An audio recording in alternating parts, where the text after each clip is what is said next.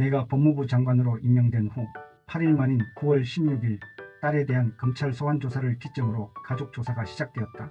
자식을 검찰청에 들여보내는 고통은 글이나 말로 다 할 수 없다. 9월 16일 저녁부터 서초동에서 1차 검찰개혁 촛불문화제가 시작되어 12월 말까지 계속되었다.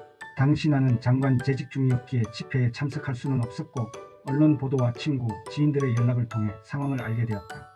9월 16일 1차 집회에 이어 9월 17일부터 9월 20일까지 5차례 집회가 열렸는데 그때까지만 해도 규모가 크지 않아 보도가 거의 되지 않았다.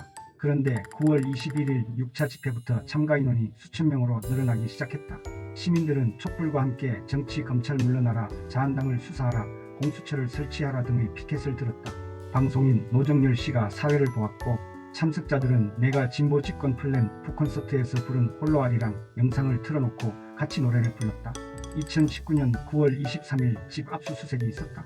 문재인 대통령이 미국으로 출국한 날이었다. 나는 출근한 후였는데 정경심 교수가 놀라서 두려운 목소리로 전화했다.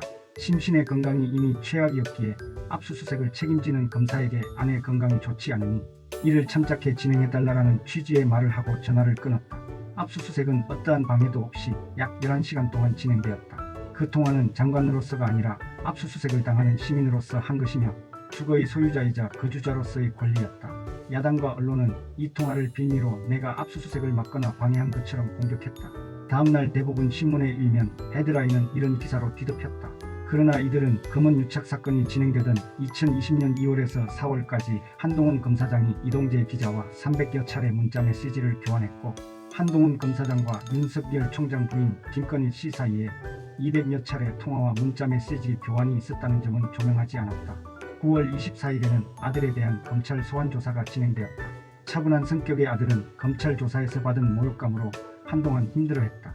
9월 25일 천주교 정의구현 사재단, 실천불교 전국승가회, 원불교 사회개벽교무단, 전국목회자, 정의평화협의회 등 4대 종단단체에서 검찰개혁을 촉구하는 서명운동에 돌입했다.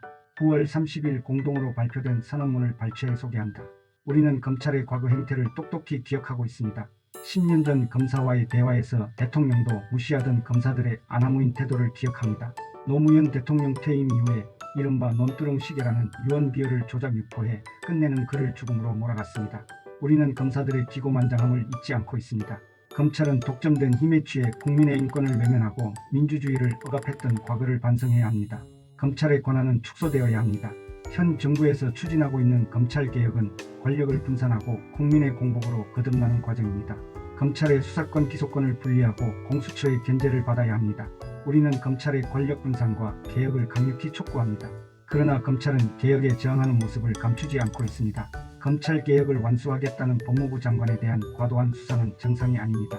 특수부 검사 수십 명을 동원해 먼지떨이식 수사를 하고 있습니다. 이는 검찰개혁을 거부하고 있다는 점을 노골적으로 드러내는 행위입니다. 법무부 장관이 임명된 후에도 무차별적 압수수색을 계속하고 있습니다. 뿐만 아니라 압수수색과 수사 사실을 언론에 계속 흘리고 있습니다. 논두렁 시계의 망령이 여전히 살아있음을 보여줍니다. 검찰이 대통령의 인사권을 인정하지 않겠다는 것이고 끝내 끌어내리겠다는 속셈을 노골적으로 드러내고 있습니다. 비선출 권력인 검찰은 대통령의 인사권에 대한 도전을 멈추고 개혁을 받아들여야 합니다. 검찰은 민주주의를 흔드는 정치 행위를 중단해야 합니다. 오히려 국민의 아픔인 세월호 사건과 김학의 성상납 사건에 집중해야 합니다. 비선출 권력인 검찰을 개혁해 국민의 품으로 돌려보내는 것이 민주주의를 정착시키는 핵심임이 분명해졌습니다. 국회는 당리당략을 떠나 시대의 과제인 검찰 및 사법개혁을 더욱 신속히 추진할 것을 촉구합니다. 9월 27일 문재인 대통령은 청와대 대변인을 통해 검찰권 행사의 절제를 강조했다. 검찰이 아무리 간섭을 받지 않고 전 검찰력을 기울이다시피 엄정하게 수사하고 있는데도 검찰개혁을 요구하는 목소리가 높아지고 있는 현실을 검찰은 성찰해 주시기 바랍니다. 검찰개혁은 공수처 설치나 수사권 조정 같은 법제도적 개혁뿐 아니라 검찰권 행사의 방식과 수사 관행 등의 개혁이 함께 이뤄져야 합니다.